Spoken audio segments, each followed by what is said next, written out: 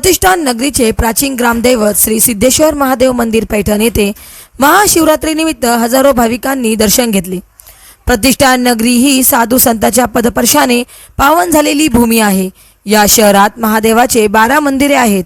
त्यापैकी एक म्हणजे गोदावरीच्या पात्रात असणारे भोगवती घाटावरील ब्रह्मदेवाने स्थापित केलेले सिद्धेश्वर स्वयंभूलिंग हे अत्यंत महत्त्वाचे समजले जाते।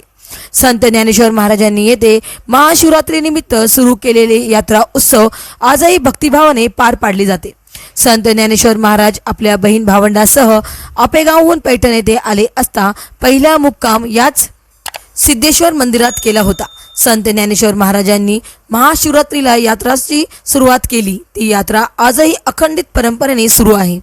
यावेळी सिद्धेश्वर भाविक भक्त मंडळाच्या वतीने फौजदार कारभारी जाधव, कुणाल गुरव, आशिष पवार यांच्या सहकार्याने भाविकांसाठी शाबदाना खिचडी या महाप्रसादाचे आयोजन केले होते।